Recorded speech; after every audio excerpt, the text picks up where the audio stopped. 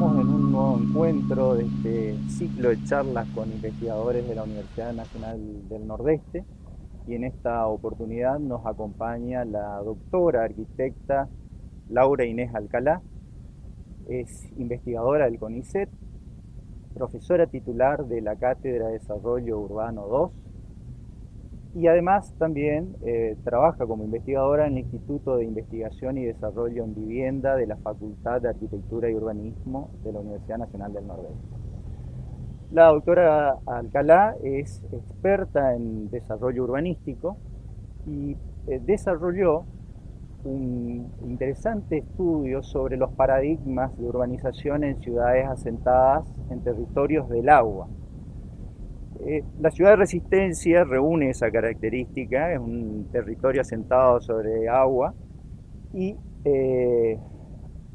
nos, la primera pregunta que tendría para ustedes es decirle, la fundación, el emplazamiento de la ciudad de Resistencia, ¿está en el lugar correcto? ¿Eligieron los fundadores el lugar correcto para asentar la ciudad? Bueno, yo creo que hay que remontarnos a fines del siglo XIX, cuando había una necesidad geopolítica de ocupar un territorio que todavía estaba virgen, que los españoles no habían colonizado. También hay que pensar que en ese momento la vía de entrada al territorio eran los ríos y por tanto es como un doble juego allí, que se necesitaba la proximidad del río como medio de comunicación y por otro lado nos enfrentaba a estas condiciones hídricas de riesgo, teniendo en cuenta el natural comportamiento, ¿no?, de los ríos. Eh, Creo que desde ese punto de vista geopolítico seguramente fue un buen emplazamiento. También hoy, viendo nuestra situación actual, este binomio que constituyen el Gran Resistencia y el Gran Corriente nos pone en un lugar que yo creo que tiene proyecciones a futuro en la conexión bioceánica de Sudamérica y también en la relación norte-sur. No nos podemos olvidar que formamos parte de la hidrovía Paraguay-Paraná, que es sumamente importante si la supiéramos aprovechar. Ahora bien, este emplazamiento geopolítico, por el otro lado, nos enfrenta a estas situaciones de riesgo permanente, tanto por crecida de los ríos como por las lluvias. Y lo que yo planteaba en ese trabajo al que te referías es que es como que debiéramos cambiar nuestro paradigma de urbanización.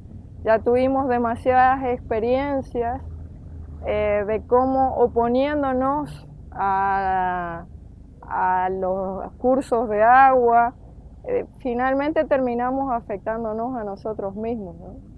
Usted habla en ese trabajo que hay tiempos de calma y tiempos críticos. Es, Los tiempos críticos obviamente pertenecen a aquellos cuando el agua invade a la ciudad. Así es. Creo que en este momento estamos atravesando ese tiempo de calma. Y en estos tiempos de calma, ¿qué hay que hacer? ¿En qué hay que pensar? ¿Qué hay que gestionar? Sí, digamos, cada vez que los ríos estuvieron bajos o en temporadas de sequía, la ciudad aprovechó para avanzar sobre el sistema lacustre, sobre el valle del Río Negro, eh, peligrosamente, ¿no? Avanzando sobre territorios que cuando hay grandes lluvias ofician de reservorio. Luego, en los momentos críticos que yo decía, como las grandes crecidas del Paraná, la ciudad se asusta y así es como se fueron concibiendo los sistemas defensivos. Hoy la ciudad, todo el Gran Resistencia, está defendido el río Paraná eh, y a su vez previamente ya tenía las defensas hacia el río Negro, ¿no? De manera tal que hoy, si bien estamos defendidos de la creciente periódica del río Paraná, cada vez que llueve nuestras situaciones más críticas porque es necesario bombear el agua de adentro del recinto hacia afuera.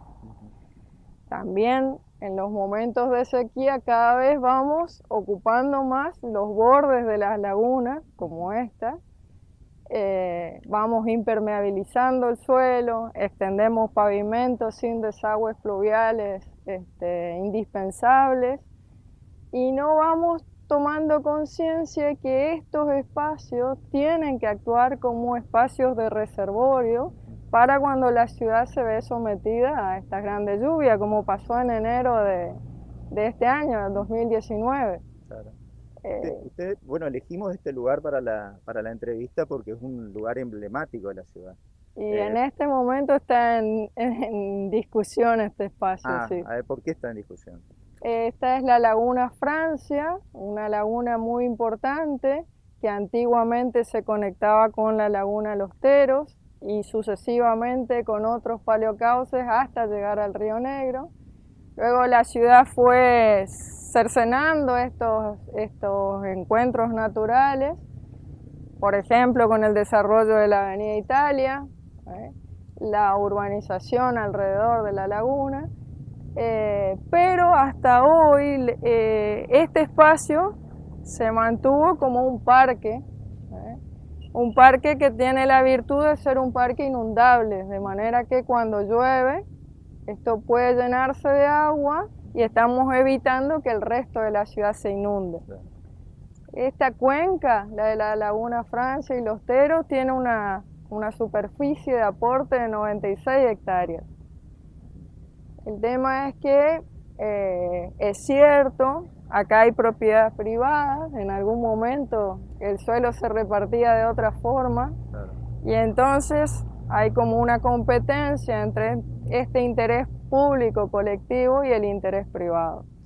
Para graficar bien lo que terminó de decir, 96 hectáreas de la ciudad drenan hasta de alguna lugar, manera, de alguna sí. manera. De alguna manera, sí.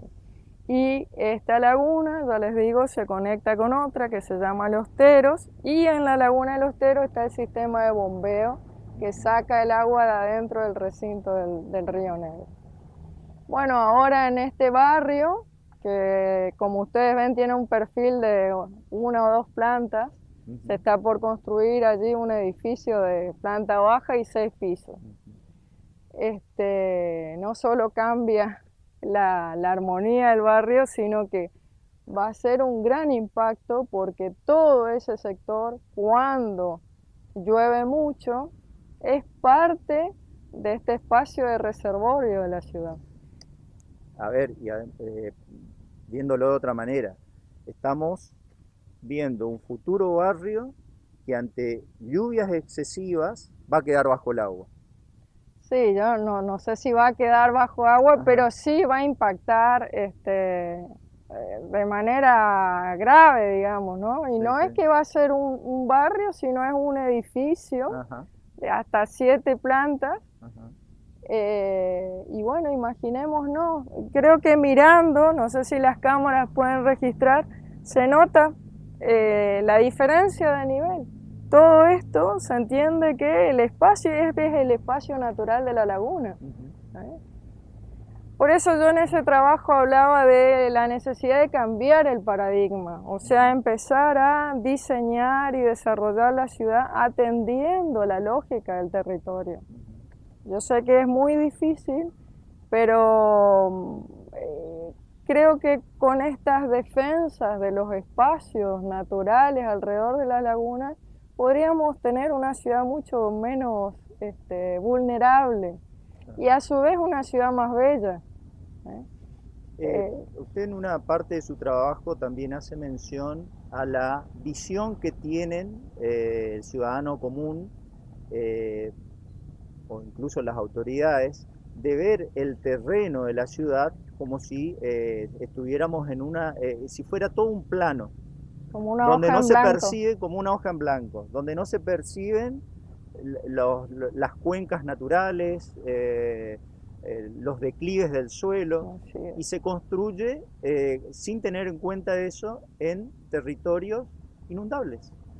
Sí, así es.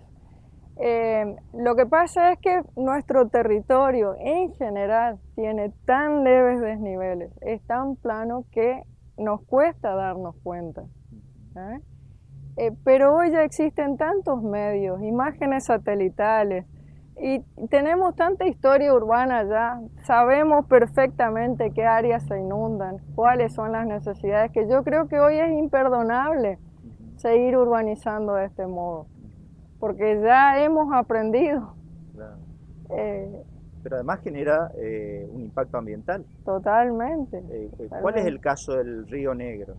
El impacto ambiental Bueno, por ejemplo, primero, al separar el río de las lagunas, de su sistema lacustre, se impidió que el agua de las lagunas drene naturalmente hacia el río, que las aguas se renueven cada vez que llueve. Entonces, las 30 lagunas que hoy quedan en el Gran Resistencia están contaminadas, porque son aguas estancas, ¿eh?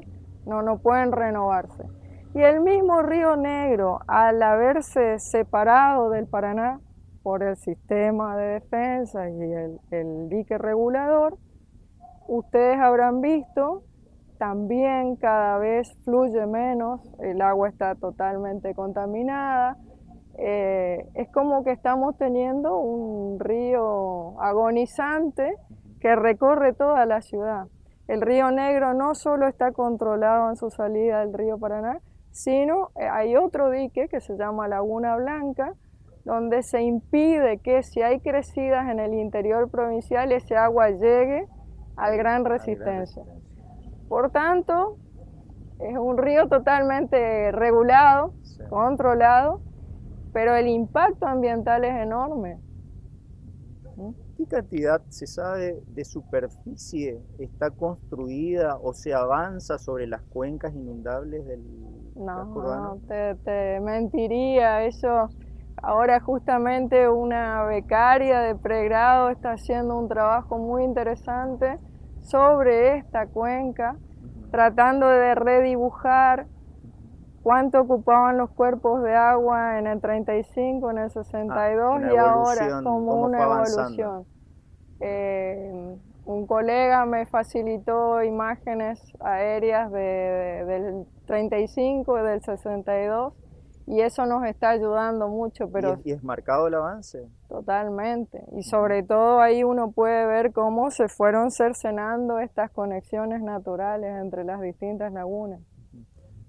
Lo que es bueno aclarar que hay un reglamento de urbanización que tiene la ciudad de Resistencia, inclusive con cotas, donde un habitante puede saber al adquirir un terreno en qué cota está edificando, si está en un terreno inundable o no.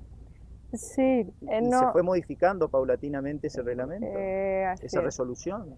El Código de Planeamiento Urbano de Resistencia en los años 80 dispuso que había lagunas de transición y de reservorio. Desde este otro paradigma de que el progreso era avanzar con la urbanización. ¿Se llaman lagunas de transición a cuáles? A las que se podían rellenar. Primer paso bastante malo, ¿no? Luego, a partir de la gran inundación del 82-83, cuando se rompió el primer dique de regulador del Río Negro, luego con también la siguiente inundación del año 98, la Administración Provincial del Agua sacó una resolución para mí muy importante, la 1111, que alertaba a la población de las áreas prohibidas, de restricción severa. Es decir, la Administración Provincial del Agua no puede tener injerencias sobre la propiedad privada, pero sí puede decir: en este terreno hay una restricción severa, en este está prohibido construir. En las restricciones severas, por ejemplo, se dispone que no se puede construir si no es palafíticamente. Claro, después se terminan las defensas en el 2004 y hay como una disputa de que si la ciudad ya está defendida, ¿por qué vamos a seguir con estas restricciones? Lo cual para mí es muy peligroso, porque que haya defensas no significa que estemos resguardados. Digamos, tenemos una sociedad despreocupada que no está sabiendo la altura del río. Y por otro lado, cada vez vamos viendo más el impacto cuando llueve. Ya no nos inundamos por ríos, sino por lluvia. Claro. En el año 2014 o 2016, ¿no? 2014, la misma administración del agua hizo una nueva resolución definiendo las áreas de riesgo por lluvia, de inundación por lluvia. Y en el 2017 una nueva resolución de riesgo por inundación por ríos, que ahí yo tengo mis dudas, mis críticas, porque creo que se está dando demasiada importancia a este sistema defensivo y nos estamos olvidando de regular en función de las cotas, que creo yo que es lo único que nos puede mantener a salvo. ¿Qué se tendría, entonces, creo que ahí un poco está la respuesta, ¿qué se tendría que hacer mirando al futuro para ir mejorando u ordenando aún más el desarrollo urbanístico del área metropolitana, sobre todo de Resistencia? Hay un profesor español del que yo aprendí muchísimo, que él decía que en la mirada atenta a un territorio está su propia alternativa de desarrollo, su propia solución. Y yo creo que es esto, es leer el territorio natural. ¿Qué es lo que nos está pidiendo? ¿Qué es lo que nos está diciendo la naturaleza? Y a partir de allí regular el desarrollo. Como olvidarnos de que esto es un territorio en blanco. Aunque que sea plano no significa que podemos hacer cualquier cosa. Con el paradigma de desarrollo que existía antes y que todavía es el paradigma de muchos, las áreas bajas, los charcos de agua, iban en contra del progreso. Digamos, la ciudad en su desarrollo iba a evitar que sigamos teniendo estos espacios de agua. De un tiempo a esta parte... ¿Ese era un paradigma viejo entonces? ¿De qué estamos hablando de viejo? Y hay una anécdota de cuando Perón visitó el Chaco, que después a sus colegas les dijo que se sentía muy avergonzado de todos los charcos y que había visto acá en Resistencia, que él iba a hacer todo lo posible por traer el desarrollo. O sea, desde tapar los espejos de agua. Claro, digamos, una ciudad llena de agua por todos lados, ¿no? No es que esté mal, era su idea de desarrollo y no porque sea Perón, la idea de muchos. El tema es que eso ya se demostró en demasiadas ciudades, no solo en la nuestra. Que no, incluso el agua es una fuente de riqueza ambiental, paisajística. Hoy está esta otra mirada de que conservemos los espacios del agua, porque realmente es mucho más lindo vivir allí. Hay como una vuelta a la vida de la naturaleza. El problema ahora es que hay una fuerte presión inmobiliaria para aprovecharse de estos espacios, del contacto con el agua. Durante mucho tiempo la ciudad creció dando la espalda. Vivir junto a una laguna era la parte de atrás. Fíjense que hay muchos terrenos que tienen el muro hacia la laguna. El muro perimetral. Es la espalda. Hay viviendas que dan la espalda al Río Negro, por ejemplo. Cuando hoy se busca el contacto con el agua. De hecho, ahora este desarrollo acá es una demostración de que se busca esta proximidad al agua. Entonces, eh, es encontrar el equilibrio entre este tipo de aprovechamientos. Hoy tenemos que ser conscientes de que la ciudad necesita colectivamente estos espacios y que son espacios que nos afectan a todos. Y para defender eso, el ciudadano tiene que conocer todo esto y por otro lado las autoridades que Y, regulan estos avances tienen que tomar conciencia, ¿no? y yo creo que es necesaria una fuerte decisión política, Y educativa también. educativa, y también necesitaríamos de colegas del derecho, juristas, Ujú. que nos ayuden a encontrar la manera de hacer prevalecer el interés colectivo por sobre el interés privado. Bueno, el tema de la basura en Resistencia es otro gran problema. Es una cuestión socioeconómica también y educativa, como decía. El grado de contaminación que tienen nuestras lagunas y el río obedece tanto a la basura que vemos aquí, como también a los serios déficits de desagües cloacales. Muchas lagunas están rodeadas por urbanizaciones que no disponen de desagüe cloacal. También hay muchos asentamientos y en nuestros territorios críticos desde el punto de vista hídrico, lamentablemente también afectan los sistemas de drenaje porque se tapan los desagües, las bombas pueden no funcionar si llega basura. Pero en función de todo lo que usted está diciendo, Resistencia crece de manera desordenada. Sí. Es un diagnóstico preocupante, digamos, para ponerle un Este, adjetivo. crece desordenadamente y el Estado no es ajeno a ese crecimiento. Por ejemplo, la construcción de vivienda social, de vivienda pública, se hace en sectores que no tienen resueltos los desagües pluviales. No se invierte en desagües pluviales. Entonces, después fácilmente busquen los diarios de las lluvias, de los días de lluvia, y siempre hay barrios nuevos de vivienda que quedaron bajo agua. Y se sale a trabajar sobre la coyuntura problemática. Exactamente. Pero hay estudios científicos que Sí, anticipan esto. por supuesto que Bueno, los uno de hay. esos es el suyo. No, pero hay muchos trabajos de la Facultad de Ingeniería, de la misma Administración Provincial del Agua, que señala dónde hay que invertir en desagües pluviales.